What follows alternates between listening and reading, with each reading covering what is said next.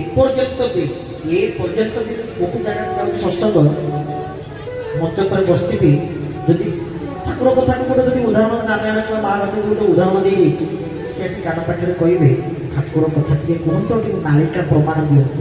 ଠାକୁର ଆସିଥିଲେ ଭଗବାନ ବୋଲି ଟିକେ ମାଳିକା ପ୍ରମାଣ ସେ କହିକି ଯିବେ। ତ ତାପରେ ମାଳିକାରେ କହେ ଯୋଉଠି ବିଶ୍ୱାସ ଥାଏ ସେଠି ପ୍ରମାଣର ଆବଶ୍ୟକତା ନଥାଏ। ଏପର୍ଯ୍ୟନ୍ତ ଆମର ତାଙ୍କ ପ୍ରତି ବିଶ୍ୱାସ ଆସିନାହିଁ ବୋଲି ଆମେ ଆହୁରି ପ୍ରମାଣ ଖୋଜୁଛେ। ସିଏ ଠାକୁର ତ, ସିଏ ଭଗବାନ ତ। ନା ନା ନା, ଆମେ ପ୍ରମାଣ ଖୋଜୁନୁ। ବାହାର ଲୋକମାନେ ଟିକେ ଜାଣନ୍ତୁ, ଚେତନ୍ତୁ। ଆରେ ବାସିବା ଭୂତ ବ୍ରହ୍ମ ଆଉ ସିଏ ଯଦି ଚାହିଁଥାନ୍ତେ କ'ଣ ପ୍ରକାଶିତ ହେଇପାରିନଥାନ୍ତେ? ଚାହିଁଥିଲେ ସେ କ'ଣ, ଆପଣ କ'ଣ କହୁଛନ୍ତି? ବାଲିଆ ଯଜ୍ଞ ହେଲା ଏତେ ବଡ଼ ରାଲି, ମାନେ କୋଉଠୁ ମାହାଙ୍ଗାରୁ ଗାଡ଼ି ଯାଆ, କୋଉ ଗୋଟିଏ ଟିଭିରେ ଦେଖିଛନ୍ତି? ଗୋଟିଏ ଟିଭି ଗୋଟିଏ ମିଡ଼ିଆରେ ଆପଣ ଦେଖିଛନ୍ତି ବାଲିଆ ଯଜ୍ଞର ସେତେବେଳେ ସମୟରେ 2015 ମସିହା କଥା, ଯେତେବେଳେ ଯଜ୍ଞ ହେଇଥିଲା ଏଠି କେହି ଦେଖିଛନ୍ତି? କୋଉ ଗୋଟିଏ ଟିଭିରେ ବାହାରିଲା ବାଲିଆରେ ଯଜ୍ଞ ହେଇଛି, ଏତେ ବଡ଼ ରାଲି ହେଇଛି, କୋଉଠୁ ଗାଡ଼ି କୋଉଠୁ ରଖିଛି, କୋଉ ଟିଭିରେ ବାହାରିଛି? କୋଉ ଗୋଟିଏ ଟିଭିରେ, ଓ ଟିଭି, ୟୁ ଟିଭି, ଏତେ ନ୍ୟୁଜ୍ ଥିଲେ, ଏତେ ଚ୍ୟାନେଲ, କୋଉ ଗୋଟିଏ ଚ୍ୟାନେଲରେ ବାହାରିଲା? କାହିଁକିନା ଠାକୁର ଭିତରେ ସେ କେତେବେଳେ ଚାହାନ୍ତିନି ମୋର ସମ୍ଭ୍ରାନ୍ତ ବଢ଼ୁ, ଲୋକ ମତେ ଜାଣନ୍ତୁ, ଲୋକ ମତେ ଚିହ୍ନନ୍ତୁ, ମୋ ପାଖକୁ ଆସନ୍ତୁ। ଠାକୁର କେତେବେଳେ ଚାହୁଁନଥିଲେ ସମ୍ଭ୍ରାନ୍ତ ବିସ୍ତାର କରିବା ପାଇଁ, ସମ୍ଭ୍ରାନ୍ତକୁ ବଢ଼େଇବା ପାଇଁ। ସେ କେତେବେଳେ ଚାହୁଁନଥିଲେ ଆମର ବିଶ୍ୱାସ ଆସୁ, ଆଉ ଆମର କି ଭକ୍ତି ଆସୁ, ପ୍ରଥମେ ବିଶ୍ୱାସ। ଆଉ ଖାଲି ଯେ ସମସ୍ତଙ୍କର ବିଶ୍ୱାସ ଅଛି କହିଲେ ସେ କଥା ନୁହେଁ। ବିଶ୍ୱାସରେ ମିଳନ୍ତି ହରି ତର୍କେ ବହୁ ଦୂର। ହରି ମିଳନ୍ତି କେମିତି? ନା ବିଶ୍ୱାସ ଦ୍ୱାରା ହିଁ ଭଗବାନ ମିଳିଯାନ୍ତି। ବିଶ୍ୱାସ ଗୋଟେ ଉଦାହରଣ, ଯେମିତି ବ୍ୟାସ ତାଙ୍କ ଗୁରୁ ଭକ୍ତି। ଆମେ ଜାଣିଛୁ ସବୁ ଶାସ୍ତ୍ରର ରଚୟିତା ବ୍ୟାସ। ଶାସ୍ତ୍ର ପୁରାଣ ରଚନା କଲେ ଅଷ୍ଟାଦଶ ପୁରାଣର ଜ୍ଞାତା କିଏ? ବ୍ୟାସଦେବ। ଆଉ ଭଗବାନଙ୍କର ଅବତାର ବି ବ୍ୟାସ। ବ୍ୟାସାୟ ବିଷ୍ଣୁ ରୂପାୟ, ବ୍ୟାସ ରୂପାୟ ବିଷ୍ଣୁରେ, ଯେ ଥିଲେ ଭଗବାନଙ୍କର ଜ୍ଞାନର ଆବେଶ ଅବତାର ବ୍ୟାସଦେବ। କିନ୍ତୁ ବ୍ୟାସଦେବ କାହାକୁ ଗୁରୁ କରିଥିଲେ? ଗୋଟେ ଚମାରକୁ ଗୁରୁ କରିଥିଲେ। ବ୍ୟାସଦେବ କେମିତି ଗୋଟିଏ ଚମାରକୁ ଗୁରୁ କଲେ? ସେ ବ୍ୟାସଦେବ ଯିଏକି ଭଗବାନଙ୍କର ଅବତାର ଥିଲେ, ଦିନେ ସିଏ ତାଙ୍କର ରାସ୍ତାରେ ଚାଲି ଗଲା ବେଳକୁ ଦେଖୁଛନ୍ତି ଗୋଟିଏ ନଡ଼ିଆ ଗଛ। ଗୋଟିଏ ନଡ଼ିଆ ଗଛ ପାଖରେ ଜଣେ ଠିଆ ହେଇକି କ'ଣ କରୁଛି ନା ଗୋଟେ ମନ୍ତ୍ର ପଢୁଛି। ଚମାରଟି ମନ୍ତ୍ର ପଢିବା ଦ୍ୱାରା ୟାକୁ ଗଛରେ ଚଢ଼ିବାକୁ ପଡୁନି, ଗଛଟା ଆପେ ଆପେ ରହିଯାଉଛି, ଫଳ ଆପେ ଆପେ ବସି ପଡୁଛି। ସୁବିଧା। ବ୍ୟାସ କହିଲେ କ'ଣ ଏତେ ଶାସ୍ତ୍ର ପୁରାଣକୁ ରଚନା କଲି, କ'ଣ ସେ ମନ୍ତ୍ରଟାକୁ ଜାଣିପାରିଲି ନାହିଁ, ସେ ମନ୍ତ୍ର କ'ଣ, ସେ ମନ୍ତ୍ରକୁ ବୁଝିପାରିଲି ନାହିଁ। ଦେଖିଆ ଡାକିଲେ ସେ ଚମାରକୁ, କହିଲେ ଆଚ୍ଛା ମତେ ଟିକେ ସେ ମନ୍ତ୍ର ଦେଇପାରିବେ ନା? ଆପଣ କିଏ? ନା ମୁଁ ହେଉଛି ବ୍ୟାସ। ଚମାର ଡରିଗଲେ, ଛାନି ହେଇଗଲେ, କହିଲେ ମୁଁ ଗୋଟେ ସାଧାରଣ ମୂର୍ଖ ମଣିଷଟିଏ, ଇଏ ବ୍ୟାସଦେବ କିଏ ଜ୍ଞାନର ଅଧିକାରୀ, ବ୍ୟାସାୟ ବିଷ୍ଣୁ ରୂପାୟ, ଭଗବାନଙ୍କର ଅବତାର, ୟାଙ୍କୁ ପୁଣି ମୁଁ ମନ୍ତ୍ର ଦେବାତୁର କଥା ଭାବିବା ପାପ, ଭାବିବା ଭୁଲ। ହଉ ଆଜ୍ଞା, ଆପଣ ଆଉ ଗୁରୁବାର ଆସିବେ, ଗୁରୁବାର ଦିନ ମନ୍ତ୍ର ଦେବି। ଆଉ ସେ ଗୁରୁବାର ଦିନ ଆସିବେ, ବ୍ୟାସଦେବ ପହଞ୍ଚିବେ। ତେଣୁ ଆଜି ମନ୍ତ୍ର ଦେବ ନା, ଗୋଟେ ଜରୁରୀ କାମ ଆଜି ଅଛି, ଆଜି ଯିବେ, ଆପଣ ଆର ଶୁକ୍ରବାର ଆସନ୍ତୁ। ଏମିତି ଶୁକ୍ର ଶନି ରବି ପୁରା ଗୋଟେ ସପ୍ତାହ, ମାସେ, 9 ମାସ ପଳେଇଲା, 2 ମାସ ପଳେଇଲା, ଆସିବାର ନାହିଁ। ବ୍ୟାସଦେବ କହିଲା ଆଜି ଯିବି, ଆଜି ମନ୍ତ୍ର ଯେମିତି ଆଣି ମାନେ ଆଣି। ଘରେ ପହଞ୍ଚିବେ, ସେଦିନ ସେ ଚମାର ନାହିଁ, ସେ ଚମାରର ପୁଅଟି ଘରେ ଅଛି। ସେ ଚମାର ପୁଅଟି ଦେଖୁଛି ସବୁ ମାସରେ, ମାନେ ଦିନେ ହଉ 5 ଦିନ ହଉ, ଥରକୁ 5 ଥର 10 ଥର ଦେଖିଦେଲେ କହିଲେ ଲୋକଟା କ'ଣ ସବୁଦିନ ଆସୁଛି, କ'ଣ କହୁଛି? ତାକୁ ଛୋଟିଆ ଛୁଆଟା ମୁହଁ ବୋଲି ପଚାରିଲା, କହିଲା ଆଜ୍ଞା ଆପଣ ଆସୁଛନ୍ତି କ'ଣ ପାଇଁ? ଆପଣଙ୍କର ଆମ ଘରକୁ ଆସିବାର କାରଣ କ'ଣ କିଛି ଚାହୁଁଛନ୍ତି କି?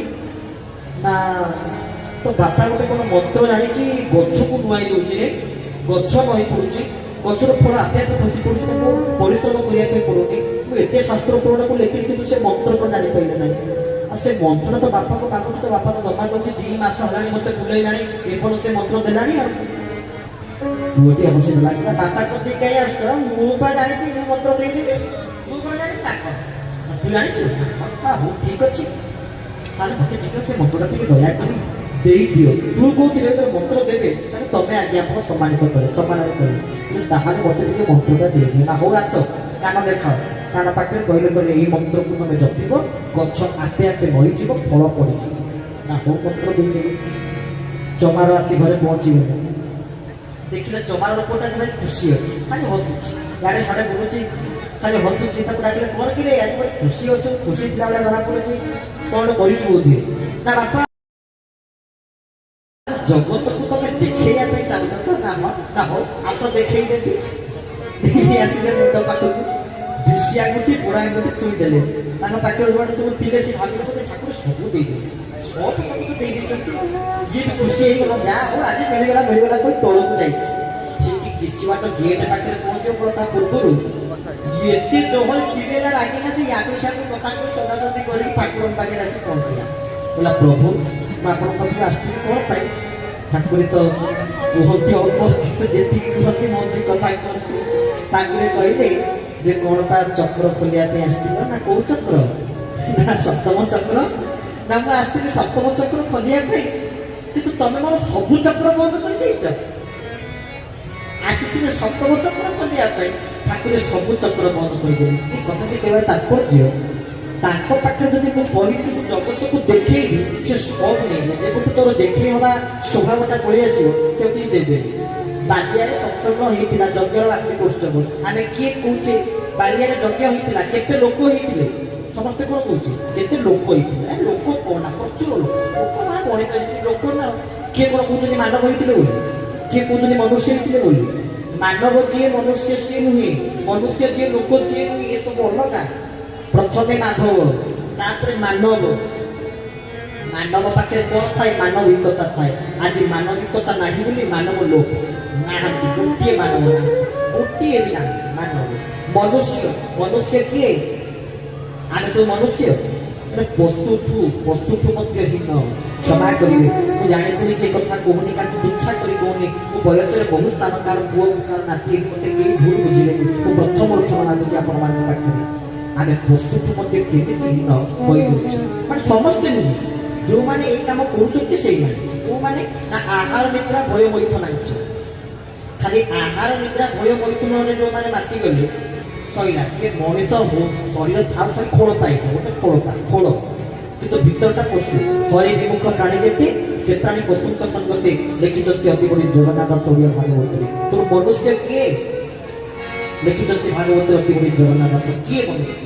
ନା ମନୁଷ୍ୟ ଦେହେ ଦିବ୍ୟ ଜ୍ଞାନ ଦେଖି ସନ୍ତୋଷ ଭଗବାନ। ମନୁଷ୍ୟ ଦେହେ ଦିବ୍ୟ ଜ୍ଞାନ। তাহলে মনুষ্য কি? না যাহা পাখরে দিব্য জ্ঞান থাকে সে হচ্ছে মনুষ্য। দিব্য জ্ঞান থিলে, দিব্যত্ব থিলে জীব হত্যা পাই হাত যাই থান্তা।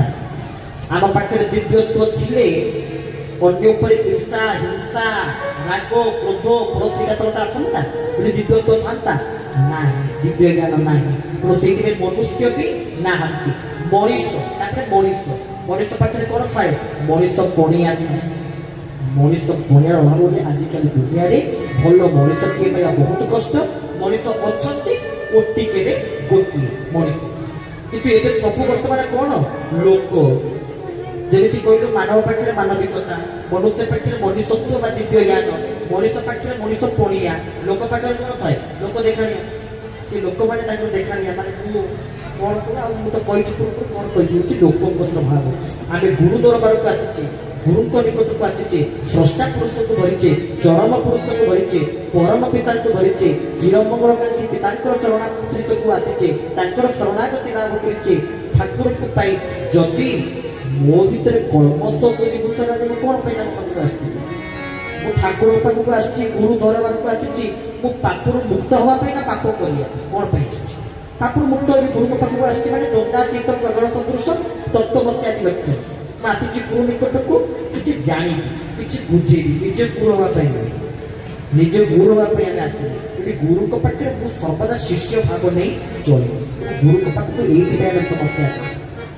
ଆଉ ଗୁରୁ ଦରବାରକୁ ଯଦି ଆସିଛେ, ଯଦି ନିଜ ଭିତରେ ସେ ପରିବର୍ତ୍ତନ ଆମର ଆସିବ ନାହିଁ, ତାହେଲେ ଏଠି ଆସିବାର ଆବଶ୍ୟକତା କ'ଣ ରହିଛି? ତେଣୁ ଗୁରୁ ଦରବାରକୁ ଆସିଛେ ମାନେ ଗୁରୁଙ୍କ ପ୍ରତି ଦୃଢ଼ ବିଶ୍ୱାସ। 1 ନମ୍ବର ଚରମର ଦେଶବନ୍ଧୁ ବୋଲେ କଣିକାରେ ପ୍ରଭୁ କହିଲେ ଧର୍ମରେ ବିଶ୍ୱାସ ଓ ଭକ୍ତି ଠାରୁ ଶ୍ରେଷ୍ଠ ସାଧନା କ'ଣ ଥାଇପାରେ?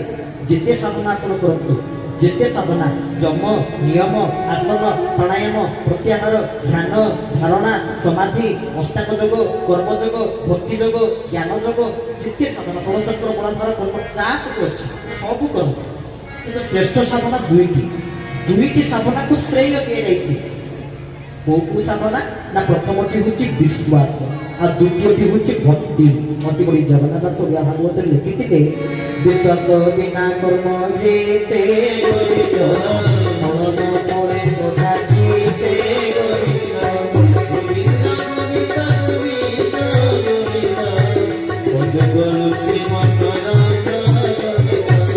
श्री जगन्नाथ गुरु स्वामी की विश्वास बिना कर्म जेते फल न फले कदाचिते।